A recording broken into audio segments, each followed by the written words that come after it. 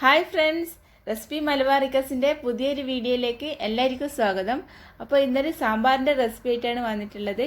സിമ്പിളായിട്ട് നമുക്ക് തേങ്ങയൊന്നും വറുത്തരക്കാണ്ട് എങ്ങനെ സാമ്പാർ ഉണ്ടാക്കാമെന്ന് ഇതിൻ്റെ അകത്ത് ഞാനിവിടെ ചെയ്യുന്നത്. അപ്പം നമുക്ക് സാമ്പാറിൻ്റെ റെസിപ്പിയിലേക്ക് പോകാം. അതിനായിട്ട് ഞാനിവിടെ കുറച്ച് കഷ്ണങ്ങൾ എടുത്തിട്ടുണ്ട്. എൻ്റെ അടുക്ക അവൈലബിൾ ആയിട്ടുള്ള കുറച്ച് സാമ്പാർ കഷ്ണങ്ങൾ എടുത്തിട്ടുണ്ട്. ഒരു മുരിങ്ങക്കായ എടുത്തിട്ടുണ്ട്, ഒരു ചെറിയ കഷ്ണം ചേന എടുത്തിട്ടുണ്ട്, പിന്നെ ഒരു ക്യാരറ്റ് എടുത്തിട്ടുണ്ട്, പിന്നെ ഒരു ചെറിയ ഉരുളക്കിഴങ്ങ് എടുത്തിട്ടുണ്ട്, ഒരു സവാള എടുത്തിട്ടുണ്ട്, പിന്നെ ചെറിയ ഉള്ളി ഒരു 3-4 എടുത്തിട്ടുണ്ട്, പച്ചമുളക് എടുത്തിട്ടുണ്ട്, പിന്നെ ഒരു തക്കാളി വേണം, പിന്നെ ഒരു 3-4 വെണ്ടക്കയും വേണം.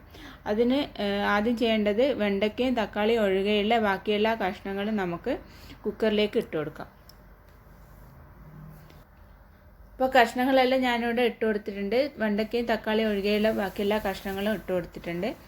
ഇനി ഇതിലേക്ക് ആവശ്യത്തിന് വെള്ളം ചേർക്കണം. ഞാൻ ഏകദേശം ഒരു വലിയ ഗ്ലാസ്സോളം വെള്ളം ഒഴിച്ചിട്ടുണ്ട്. ഈ കഷ്ണങ്ങൾ വേവാൻ ആവശ്യമായിട്ടുള്ള വെള്ളമായിരുന്നു അത്. അപ്പം ഇനി ഒരു 1/2 ടേബിൾ സ്പൂണ് മഞ്ഞൾപ്പൊടി ചേർത്ത് കൊടുക്കാം. പിന്നെ ഒരു 2 ടേബിൾ സ്പൂണ് സാമ്പാർ പൊടിയും കൂടെ ചേർക്കുന്നുണ്ട്. അതിവിടെ ചേർത്തിട്ടാണ് ഞാൻ ഇവിടെ കഷ്ണങ്ങൾ വേവിക്കുന്നത്. അപ്പോൾ ഒന്ന് നന്നായിട്ട് മിക്സ് ചെയ്ത് കൊടുക്കാം. അപ്പം ആവശ്യത്തിന് ഉപ്പും ചേർത്തിട്ട് ഒന്ന് വേവിച്ചെടുക്കാം നമുക്ക്.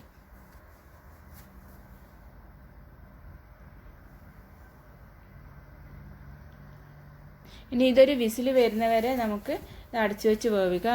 അതേ സമയം തന്നെ നമുക്ക് തേങ്ങ അരപ്പ് റെഡിയാക്കണം. അതിന് വേണ്ടിയിട്ട് 1 കപ്പ് തേങ്ങ ഞാനിവിടെ മിക്സിയുടെ ജാറിൽ ഇട്ട് കൊടുത്തിട്ടുണ്ട്. അപ്പം പിന്നെ ഇതിൻ്റെ അകത്ത് 2 ടേബിൾ സ്പൂണ് സാമ്പാർ പൊടി ചേർക്കണം. ഇതിലേക്ക് ഒരു 1/4 കപ്പ് വെള്ളം ഒഴിച്ചിട്ട് ഒന്ന് അരച്ചെടുക്കാം നമുക്ക്. അപ്പോൾ ഈ അരപ്പൊന്ന് നമുക്ക് മാറ്റി വെക്കാം. അപ്പോൾ നേരത്തെ വേവിക്കാൻ വെച്ച കഷ്ണങ്ങൾ ഇവിടെ വെന്ത് വന്നിട്ടുണ്ട്, ഒരു വിസിലായിട്ടുണ്ട്. അപ്പോൾ നമുക്ക് തുറന്ന് നോക്കാം. അപ്പോൾ കഷ്ണങ്ങളെല്ലാം പെർഫെക്റ്റ് ആയിട്ട് വെന്തിട്ടുണ്ട്. മുരിങ്ങക്കായൊന്നും നന്നായിട്ട് ഒടിഞ്ഞു പോയിട്ടില്ല, നന്നായി റെഡി ആയിട്ടുണ്ട്. അപ്പം കണ്ടില്ലേ, മുരിങ്ങക്കായൊന്നും കറക്റ്റായിട്ട് വെന്ത് വന്നിട്ടുണ്ട്. ഇനി 1 കപ്പ് വേവിച്ച് വെച്ച പരിപ്പ് ചേർത്ത് കൊടുക്കാം.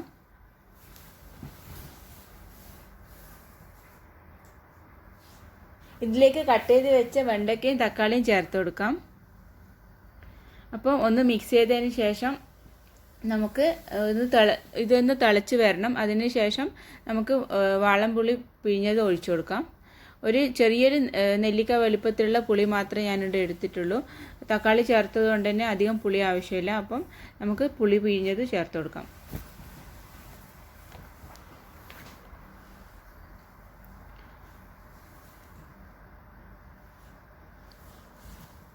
അപ്പോൾ ഇതിലേക്ക് ഒന്ന് തിളച്ചതിന് ശേഷം മാത്രമേ ഇതിൻ്റെ അകത്ത് നമുക്ക് തേങ്ങാക്കൂട്ട് ചേർക്കാൻ പാടുള്ളൂ. അപ്പോൾ ഒന്ന് നമുക്ക് മിക്സ് ചെയ്ത് കൊടുക്കാം. അപ്പോൾ ആവശ്യത്തിന് ഉപ്പ് ചേർക്കണം. ഈ ഒരു സമയത്ത് തന്നെ ഉപ്പ് ചേർക്കണം. അപ്പോൾ കഷ്ണങ്ങളും ഉപ്പും ചേർത്തതിന് ശേഷം നന്നായിട്ട് മിക്സ് ചെയ്ത് കൊടുക്കാം. ഇത് നന്നായിട്ട് തിളച്ചതിന് ശേഷം തേങ്ങ അരച്ചത് ചേർത്ത് കൊടുക്കാൻ പാടുള്ളൂ. അപ്പോൾ ഇവിടെ നന്നായിട്ട് തിളച്ച് വന്നിട്ടുണ്ട്. തേങ്ങ അരച്ചത് ചേർത്തിട്ട് ഒന്ന് നന്നായിട്ട് മിക്സ് ചെയ്ത് കൊടുക്കാം. അപ്പോൾ ഒരു 1/4 ഗ്ലാസ് വെള്ളം കൂടെ ചേർത്തിട്ടുണ്ട്, അന്നേരം കൺസിസ്റ്റൻസി റെഡി ആയിട്ടുള്ളൂ.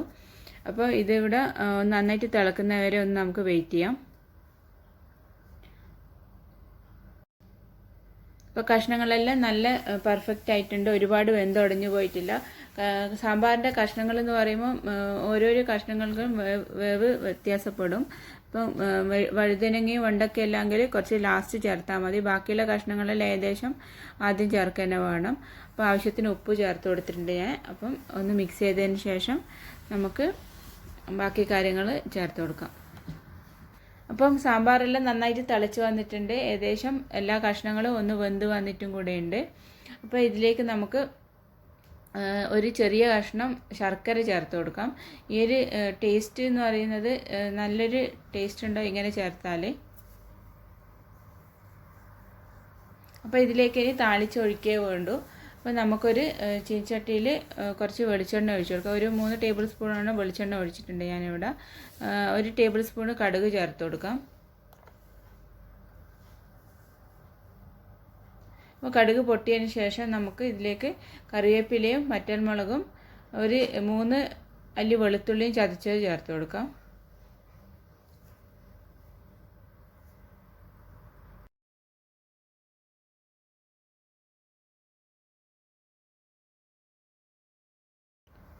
അപ്പോൾ ഞാനിവിടെ ചേർത്ത് കൊടുത്തിട്ടുണ്ട്. ഇനി ഇതൊന്ന് മിക്സ് ചെയ്തതിന് ശേഷം ആ ഒരു നല്ലൊരു പച്ചപ്പ് മാറിയതിന് ശേഷം ഇതിലേക്ക് കായത്തിൻ്റെ പൊടി ചേർക്കാം.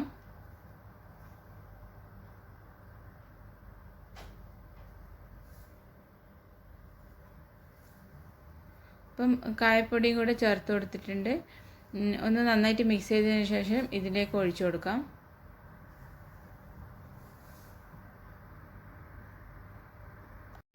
അപ്പോൾ കടുകും വറ്റൽമുളകും കറിവേപ്പിലെല്ലാം താളിച്ചത് ഇവിടെ റെഡി ആയിട്ടുണ്ട്. ഇനി ഇത് സാമ്പാറിലേക്ക് ഒഴിച്ചു കൊടുക്കാൻ വേണ്ടു. അപ്പോൾ ഈസി ആയിട്ട് തയ്യാറാക്കാൻ പറ്റുന്ന, തേങ്ങയൊന്നും അരക്കാണ്ട് തയ്യാറാക്കാൻ പറ്റുന്ന സാമ്പാർ ഇവിടെ റെഡി ആയിട്ടുണ്ട്. എല്ലാവരും ഇതൊന്ന് ട്രൈ ചെയ്ത് നോക്കണം. ട്രൈ ചെയ്തിട്ട് എനിക്ക് ഫീഡ്ബാക്ക് അറിയിക്കണം. അപ്പോൾ ലൈക്ക് ചെയ്യാനും ഷെയർ ചെയ്യാനും പിന്നെ സബ്സ്ക്രൈബ് ചെയ്യാനും കൂടെ മറക്കല്ലേ. അപ്പോൾ നെക്സ്റ്റ് അടിപൊളിയായിട്ടുള്ള വീഡിയോ കാണുന്നവരെ thanks for watching. Bye, take care.